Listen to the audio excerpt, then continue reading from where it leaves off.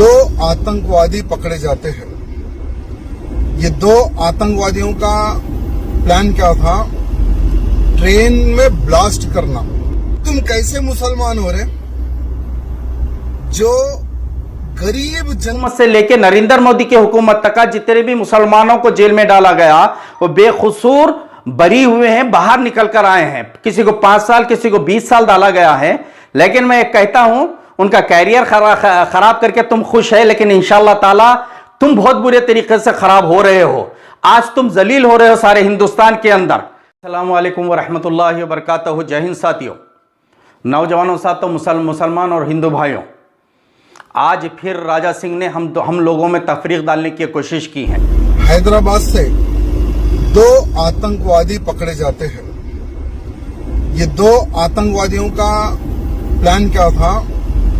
Train में blast करना, IID के माध्यम से, वो केमिकल आरडीएक्स से ट्रेन के अंदर ब्लास्ट करना और मासूम लोगों की जान लेना। और ये दो आतंकवादियों के नाम है मोहम्मद इमरान मलिक, मोहम्मद नासिर मलिक, और एक आतंकवादी है, उसका नाम डिक्लेयर नहीं हो रहा। टोटल 3 आतंकवादी यहाँ के हैं और बाकी के और भी कुछ बीच के हैं।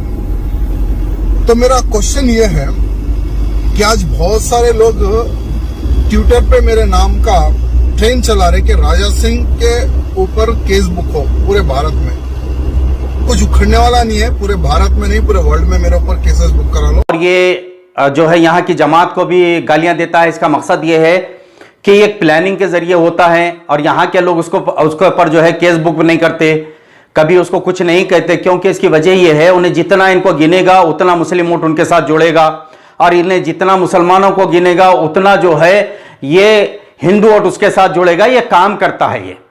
और रही बात, हमारे को जवाब इस वजह से देना रहता है। सारे नौजवान ये देखते हैं कि भाई कौन इसका जवाब देगा। तो ये कह रहा है कि 1-2 लड़के जो पुराने शहर से आतंकवादी के नाम के ऊपर पकड़े गए हैं, अभी उनके ऊपर अपने कसूर जो है सिद्ध नहीं हुआ है। जो अपने ट्रेन प्लेटफॉर्म के ऊपर जो बम ब्लास्ट हुआ उस सिलसिले में मैं ये कहना चाहता हूं, ये कहता है कि कुछ नहीं होता। मेरा क्वेश्चन, तुम कैसे मुसलमान हो रहे जो गरीब जनता को मारने का षड्यंत्र करते हो तुम लोग? क्या तुम्हारे मस्जिदों में, क्या तुम्हारी कुरानों में क्या यही सिखाया गया कि मासूम निर्दोष गरीब लोगों को मार दो? ट्रेन में बैठने वाला कौन है? चलो मेरे पास 4 व्हीलर है, अगर मुझे कहीं लॉन्ग जाना है या यहाँ से 500, 600, 1000 किलोमीटर जाना है तो मैं मेरी गाड़ी निकाल के जा सकता हूँ। लेकिन ट्रेन में कौन से वर्ग के लोग सफर करते हैं? जो गरीब वर्ग के लोग होते हैं, जिसमें मुसलमान भी होता है, हिंदू भी होता है, सिख भी होता है, ईसाई भी होता है। सभी धर्म के लोग ट्रेन से सफर करते हैं। कोई मजबूरी में करता है, कोई कहीं जाता है, कोई कहीं जाता है, कोई कुछ गांव में जाता है। गरीब वर्ग के लोग ट्रेन से सफर करते हैं। और तुम हरामी लोग, नाम मोहम्मद, और तुम लोग ट्रेन के अंदर बीचों बीच ब्लास्ट करके कई गरीब लोगों को जो ट्रेन में सफर कर रहे हैं उनको जिंदा जलाने का तुम्हारा षड्यंत्र। भाई जो है तुम्हारा क्या मजहब सिखाता है, तुम्हारा कुरान सिखाता है? अरे वो मत तो नाम मोहम्मद रख लेके काम कर रहा है। ऐसे 200 लोगों को तुम्हारी बीजेपी, जब वाजपेयी हुकूमत थी तब उस टाइम हमारे बेकसूर नौजवानों को जेलों में भरा गया, क्योंकि सिर्फ हिंदुओं को खुश करके उनका वोट लेने के लिए। वो बेकसूर थे। मसाजिदों को शहीद किया जा रहा है। इसका मकसद ये है कि भाई हिंदू ये समझे कि भाई जो है ये सही तरीके से हिंदुस्तान के अंदर काम कर रहे हैं। लेकिन सेकुलर हिंदू जो है ये चीज को नहीं मानता और वो हिंदुस्तान के रास्ते ठहरा, वो सच्चे हिंदुस्तानी है। अब बात सुन, जो तू इन लोगों को आतंकवादी कह रहा है, जितने भी अभी तक वाजपेयी हुकूमत से लेकर नरेंद्र मोदी की हुकूमत तक जितने भी मुसलमानों को जेल में डाला गया वो बेकसूर बरी हुए हैं, बाहर निकल कर आए हैं। किसी को 5 साल, किसी को 20 साल डाला गया है। लेकिन मैं कहता हूं उनका कैरियर खराब करके तुम खुश है, लेकिन इंशाअल्लाह ताला तुम बहुत बुरे तरीके से खराब हो रहे हो। आज तुम जलील हो रहे हो सारे हिंदुस्तान के अंदर। आ रही बात समझ में? अब तू ये कहता है कि भाई ये आतंकवादी है। अरे तुम्हारा दिमाग सालों खराब हो गया रे मादर छोदो। और पाकिस्तान में जाकर तुम लोग ट्रेनिंग लेते रहे। यानी तुम्हारा एक बाप हिंदुस्तान में है तो दूसरा बाप पाकिस्तान में। भारत का खाकर, भारत में रहकर सब कुछ सालों भारत में करते हो और पाकिस्तान में जाकर बम बनाने की ट्रेनिंग लेते हो, गरीब लोगों को मारने की ट्रेनिंग सालों तुम लोग लेते हो। तुम लोग तो मुसलमान नहीं हो सकते। मैं कहता हूं तुम लोगों से कि प्रज्ञा सिंह कौन है जो एमपी मध्य प्रदेश से चुनकर आई हैं, पुरोहित कौन है, कर्नल पुरोहित, समानंद कौन है ये बता।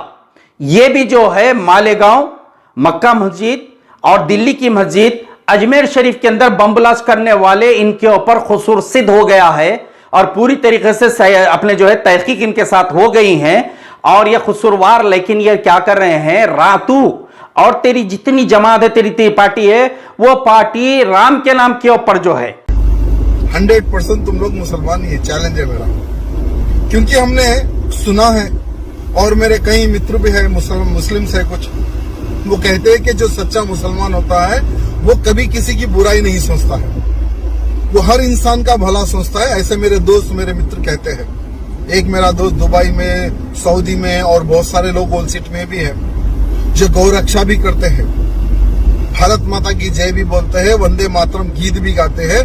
वो होता है सच्चा मुसलमान। राम को बदनाम कर रहे हैं, हिंदुज्म को बदनाम कर रहे हैं, चोले उनके पहने हुए हैं। ये प्रज्ञा सिंह गेरू के रंग का चोला पहनकर बदनाम कर रही हैं पूरे हिंदुज्म को, बदनाम कर रही हैं पूरे हिंदुस्तान को।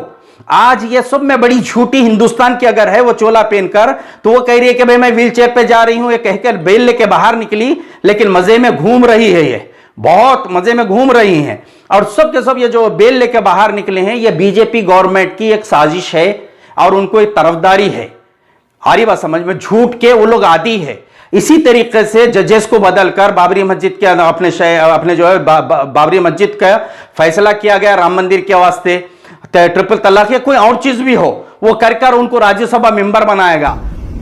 जो हर वर्ग के लोग की तारीफ करे, हर व्यक्ति का अच्छा सोचे, वो होता है साला अच्छा मुसलमान। तुम आकेड़ो गरीब लोगों की जान लेने की सोचते हो साला, तुम लोग कितने बददिमाग लोग हो और बम बनाने के लिए सालों पाकिस्तान चले जाते हो। तो तुम्हारे जैसे देशद्रोही मुसलमानों को मैं तो कहता हूं भारत देश में रहने का अधिकार नहीं है। और ये पूरे भारत देश का मुसलमान एक होकर आवाज उठाना कि देशद्रोही गद्दार मुसलमान को भारत से बाहर भगाए।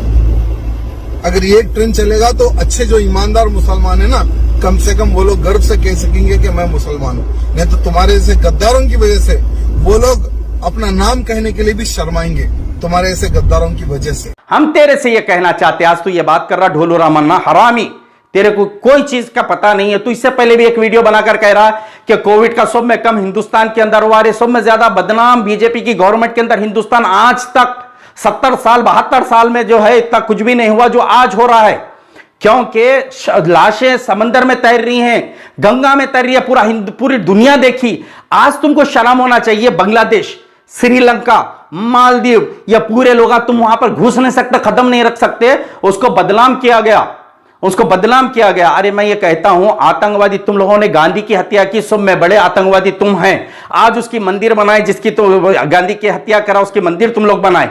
हाँ, प्रज्ञा सिंह, अरे बहुत कुछ है। तू जो है, तुम लोग ये स्टैंड बना लिए कि भाई पेशाब पी लो, गोबर से नहा लो, समझे, ये तुम्हारे मजहब में भी लिखा हुआ नहीं है, लेकिन तुम लोगों ने क्या किया, एक इलेक्शन स्टैंड लेकर ये काम कर रहे हैं, समझे हैं। मैं हिंदुओं से अदबन गुजारिश करता हूं, इसको यहां से निकाल फेंको, इन्हें यहां रहने के काबिल नहीं अपने बीच में, क्योंकि ये हैदराबाद, समझे हैं, हमारे संतों का और औलियाओं का और सबका ये वो है। और ऐसे लोग यहां पर रह के गंदगी फैलाने वालों को निकाल फेंको और इसको निकाल के छोड़ो, जब तक ये नहीं सुधरेगा।